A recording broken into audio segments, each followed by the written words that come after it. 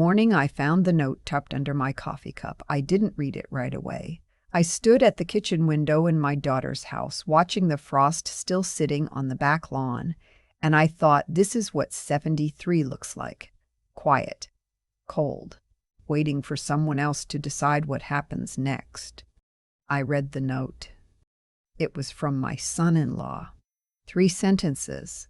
He'd written that we needed to revisit the arrangement, that he and my daughter had discussed it and felt the current situation wasn't sustainable, that we should talk when he got home from work. I set the note back down under the coffee cup exactly as I'd found it. Then I went upstairs, sat on the edge of the guest bed, the one with the floral comforter I hadn't chosen, in the room that smelled like a storage unit because it still had half their boxes in the corner, and I thought very carefully about what revisit the arrangement meant. I already knew. My name is Vera. I'm 73 years old. I taught 4th grade for 31 years at an elementary school in Dayton, Ohio. I retired at 64, and for 6 years after that I had a very good life. My husband, Kenneth, passed in 2019. That was hard. That was the hardest thing, but I was managing. I had my routines, my garden, my neighbor Bet across the street who came for coffee twice a week. And I had a sense of myself that I'd spent 70 years building. Then my daughter called. She's 44, works in marketing, lives in a suburb of Columbus with her husband, a man named Todd who sells commercial real estate and has never once asked me a question about my life that he actually waited to hear the answer to. They have 2 kids, a boy who's 12 and a girl who's 9, and a 4-bedroom house with a finished basement and what my daughter called when she first brought it up, a perfect in-law suite situation. "Mom, just think about it," she said. "You're alone out there. The house is too big. After what happened with your knee last winter." "My knee is fine," I said. "You slipped on the ice." "Everyone slips on ice. That's what ice does."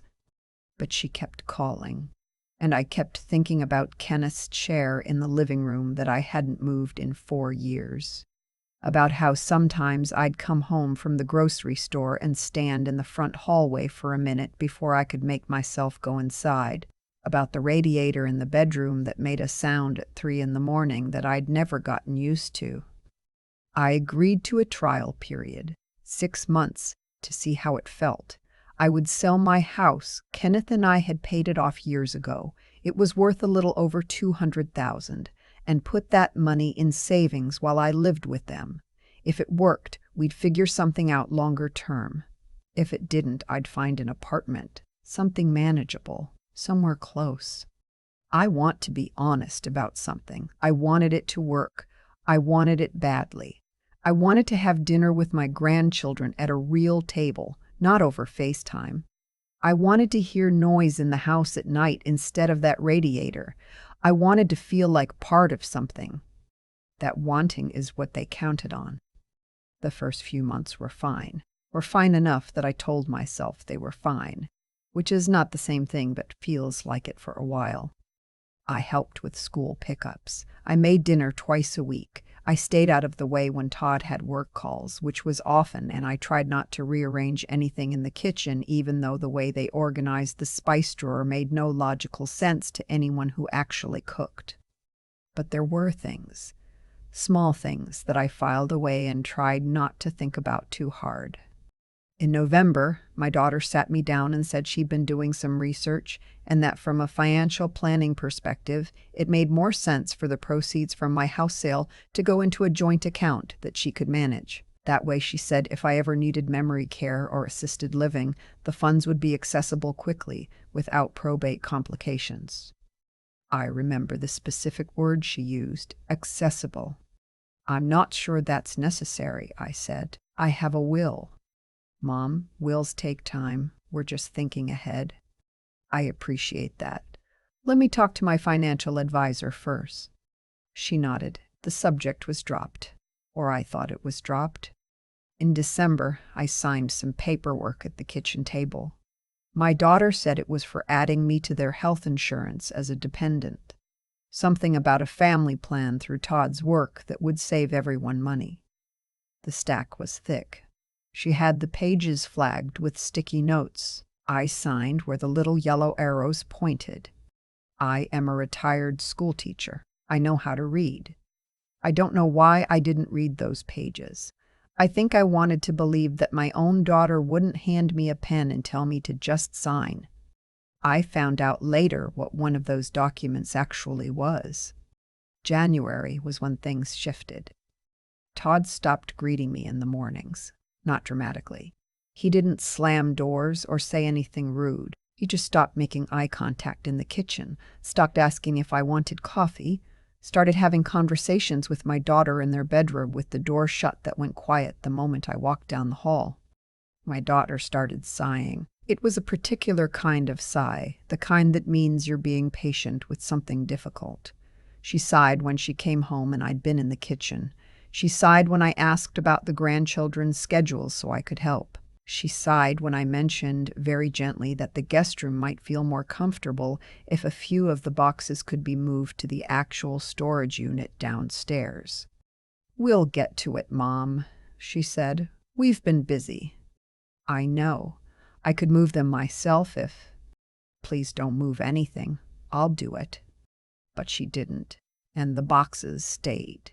And I started to understand that the boxes weren't an oversight.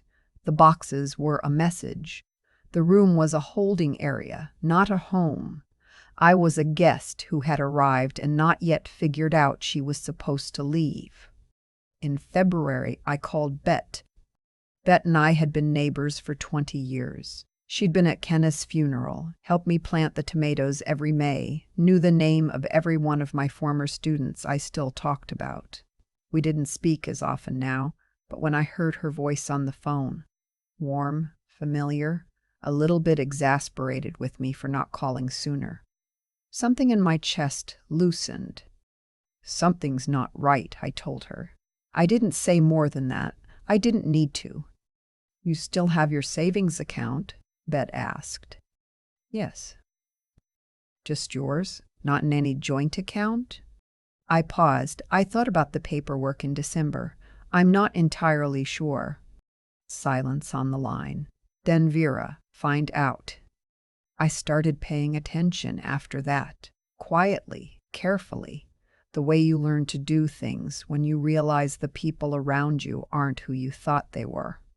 I checked my bank account online. I'd been using my laptop in the guest room, which I now made sure to fully log out of every time. The savings account from the house sale, the one I'd expressly said I wanted to keep in my own name, had been changed. Sometime in December, a secondary account holder had been added, my daughter's name. I sat with that for a long time. I told myself there could be an explanation. I told myself I should just ask. I told myself a lot of things that 73-year-old women tell themselves when they don't want to believe something terrible about someone they love. Then came the morning in early March. I was up at 5:30, the way I always am. I'd come downstairs to make coffee and heard voices from the living room. Low, not quite whispering, but careful. Todd and my daughter, up earlier than usual. I stood very still in the kitchen doorway. I heard Todd say, "We can't keep doing this indefinitely." My daughter said, I know, but we have to be smart about it. If we just tell her to leave, it looks bad." "Then we make it her idea," Todd said. "We make the situation uncomfortable enough that she decides on her own. Or we talk to Dr. Harmon," my daughter said. "He said if there were concerns about her being able to live independently." "You do that?" A pause. "She signed the paperwork, Todd. We have access now. Once we move that to the house account, it's done. Then it's just a question of next steps." I didn't move. I don't think I breathed. I heard my own heart. Then I walked back upstairs, sat on that floral comforter, and thought very clearly, for the first time in months, about exactly what I was going to do. I didn't panic. That surprised me. I thought I would panic, but instead I felt something close to calm. The particular calm of a person who finally understands the situation they're in. I had 3 things working in my favor. First, I still had the password to my online banking, and I had not yet seen any transfers out of the account. Second, I had a car. Third, I knew that Todd left for work at 7:15, and my daughter did the school run at 8. I had a window. I went downstairs at my normal time, made coffee, said good morning to my daughter in a completely ordinary voice. I ate toast. I talked about the weather. I mentioned that I might take a drive later, maybe stop by the library. I'd been meaning to return some books. My daughter barely looked up from her phone. "Sure, Mom," she said. Todd left at 7:15. At 8:02, after my daughter pulled out of the driveway with the kids, I went upstairs and packed one bag. One bag, the important things. My documents. My laptop, my Social Security card, birth certificate, and the copy of Kenneth's death certificate I always kept in a zippered pocket of my suitcase. My medication. My address book. The actual paper one, because some kinds of information you don't want stored anywhere. Someone else can reach. I left everything else. I drove to the public library in the next town over. I chose that library specifically because I didn't have a library card there. I wasn't a known regular. No one would think to look for me there. I used their public computer to log into my bank account. Then I called the bank's fraud line from my cell phone, outside in the parking lot where no one could hear me. I told them I had not authorized a secondary account holder to be added to my savings account. I had not signed any document giving anyone else access to those funds. I would like to know exactly when that change was made, by whom, and how. The representative asked if I wanted to flag it as potential fraud. "Yes," I said, "I do." They put a hold on the account within the hour. No transactions in or out while the review was open. I sat in my car in that library parking lot for a while after I hung up, watching people walk in and out with their canvas bags and their everyday lives, and I let myself feel the full weight of what I was doing. She was my daughter. I had taught her to ride a bike. I had held her in the hospital when she was 3 hours old and thought I had never seen anything as extraordinary in my life. She had handed me a stack of papers with little yellow sticky arrows and told me to just sign. I started the car and drove to Bet's house in Dayton. Bet opened the door before I even knocked. She must have been watching from the window. She took one look at me, at the bag on my shoulder, at whatever my face looked like, and she stepped aside without saying a word and let me in. She made tea. I sat at her kitchen table, the same table, same chairs, I'd sat at for 20 years, and I told her everything.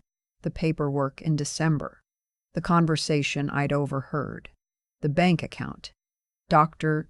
Harmon, whoever he was, and what my daughter had suggested about concerns regarding my ability to live independently.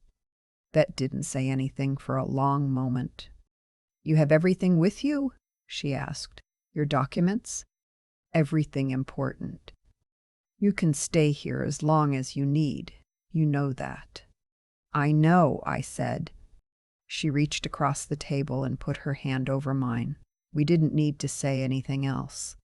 That afternoon, while I was settled in Bet's guest room, the one with the quilt her mother made, the window that looked out over the garden, I made 2 calls. The first was to a family law attorney in Dayton that I'd found online. The second was to Adult Protective Services. I want to be very clear about why I made that second call. Not to punish my daughter, not out of revenge, but because I had heard her mention a doctor's name in the context of having me declared unable to live independently, and I needed that stopped before it could start. I needed a record that said I had called them first, that I had been the one to raise the alarm, that whatever picture she and Todd were building of me, this is the moment I stepped in front of it. The attorney, a woman named, I'll just call her my attorney, was matter of fact in the way that good attorneys are. She asked me to bring every document I had, which I did the following Monday. She reviewed the December paperwork while I sat across from her. She looked up after a few minutes. The second document, she said, is not a health insurance form. I was afraid of that. It's a durable power of attorney, broad financial authority. She paused. Did you read it before signing? No, I said. I trusted my daughter. She nodded, not unkindly, but the kind of nod that means she had heard this before. Okay. The good news is that a power of attorney can be revoked. You simply sign a revocation document, we notarize it, and we send certified copies to your bank and to your daughter. Can she contest it? She can try. But you are clearly competent, clearly acting of your own will, and you have documentation that you flagged the bank account change as unauthorized before any funds were moved. She folded her hands. You acted quickly. That matters. I signed the revocation that same day. The bank received a certified copy by Tuesday. On Wednesday, my daughter called my cell phone 7 times. I did not answer. On Thursday, she called Bet's landline. Bet told her I was not available and asked her not to call again. On Friday, a letter arrived at Bet's address. I stared at the envelope for a moment when Bet handed it to me, thinking, briefly, how odd it was that she knew to send it here. I realized, looking at the postmark, that she must have sent it to every address she could think of that was connected to me. She hadn't known for certain. She'd cast a wide net. The letter was from my daughter's attorney. It accused me of acting impulsively and without mental clarity, claimed the power of attorney had been signed willingly, and requested I contact them to resolve the matter. I handed the letter to my attorney. She said, "Good. We'll respond." That took 3 months. I want to tell you it was clean and fast and satisfying, like something in a movie. It wasn't. It was paperwork and waiting and phone calls and a few nights lying in Bet's guest room staring at the ceiling, wondering how I had gotten here, wondering if there was something I had done, some way I had made this possible. I stopped wondering that eventually. I hadn't made it possible by being foolish. I'd made it possible by being trusting. Those are different things. One is a flaw. The other is just love, misdirected. The power of attorney was fully revoked. The bank account was restored to my name only. The Adult Protective Services investigation found no grounds to declare me anything other than a fully capable adult. My daughter and Todd retained an attorney but ultimately did not pursue anything further. There was nothing to pursue. They had tried to move money and had not succeeded. They had tried to build a case and had not succeeded. What they were left with was the knowledge that I knew. I found an apartment in April, 2 bedrooms, 2nd floor in a building in Dayton, 12 minutes from Bet. I have a small balcony where I've put out 2 pots of herbs, rosemary and basil, and I can see a slice of sky between the buildings that I've come to feel a particular affection for. I bought my own furniture, chose every piece myself. Took longer than it needed to because I kept sitting in chairs at the store thinking, do I like this? It had been a long time since anyone had asked me that question. I don't speak to my daughter. That is a sentence I never imagined I would write, and I notice that even now it lands strangely, like something from someone else's life. But here it is. I don't speak to her. I do speak to my grandson. He's 12, thoughtful the way some 12-year-olds are, the ones who are paying more attention than anyone gives them credit for. He'd found my email address in his mother's contacts and sent me a message in April, 3 weeks after I'd moved into the apartment. It said, "Grandma Vera, I hope you're okay. I miss you." He'd seen nothing, told nobody. Just sent it. I wrote back the same day. We've been emailing since. I haven't told him everything. He's 12, but I've told him that I'm well. that I have my balcony and my herbs, that I'm teaching a free literacy class Tuesday mornings at the public library downtown, and that I would very much like to take him for lunch sometime. Just the two of us, if he'd like that too. He wrote back, "Yes, please. When?" People ask me sometimes. Well, Bet asks me if I'm angry. I think about that question more than she realizes. Anger is a simple word for a complicated thing. I am angry at some version of this somewhere. The version where my daughter looked at her aging mother and saw a problem to manage and an account to access. The version where Todd said we make it uncomfortable enough. The version where I stood in a strange kitchen with strange boxes and signed papers I should have read. But I've been a teacher for 31 years. I've watched a lot of people grow and fail and grow again. I know that the story doesn't end at the worst part of it. I'm 73 years old. I have an apartment with a balcony. I have Bet, who has known me long enough to open the door without being asked. I have a grandson who emails me and asks when we can have lunch. I have a Tuesday morning literacy class full of adults who are learning to read late in life, working at something hard and important, and the look on someone's face when a sentence finally makes sense to them. I had forgotten how much I loved that. 31 years, and I had still forgotten. I didn't lock the door behind me when I left my daughter's house that morning in March. I don't know why. Maybe I wanted to make it easy for the kids to get back in after school. Maybe I just wasn't thinking about it. Maybe I had spent so long accommodating other people that it was still my first instinct, even as I walked away. But I drove away, and I have not gone back. Some days I drive past the street where Kenneth and I lived for 32 years, and I don't stop, because it belongs to someone else now, and nostalgia is a room you can get lost in if you're not careful. But I look. I always look. We planted a red maple in the front yard the year my daughter was born, and it's taller now than the front window, branches spreading out over the walk. Red in autumn in a way that always made Kenneth reach for my hand. It's still there, still growing. So am I. I've thought a lot about the moment I stood at that kitchen window holding a 3-sentence note, knowing exactly what it meant and choosing not to pretend otherwise. That moment cost me something. It also gave me everything I have now. What happened to me didn't happen because I was weak. It happened because I was trusting, which is a different thing entirely. And I think it's worth saying that clearly, because a lot of women my age spend years blaming themselves for being deceived by the people they loved most. I signed those papers because I raised a daughter I believed in. That belief was not foolish. What was done with it, that's on them, not me. But here's what I've come to understand. The choices we make in the hardest moments are the ones that tell us who we actually are.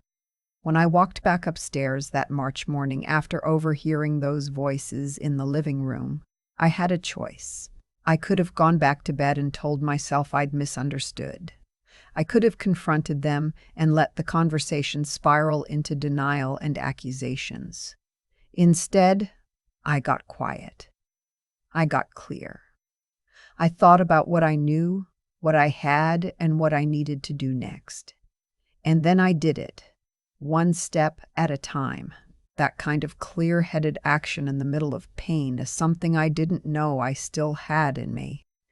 It turns out you don't discover what you're made of in the easy years. You find out in the kitchen parking lot of a library you've never been to before, on a cell phone telling a bank representative that no, you did not authorize this. Bet opened her door before I even knocked. 31 years of friendship, and she still knew. That's not luck. That's what happens when you've been honest with someone long enough. They can read you without words.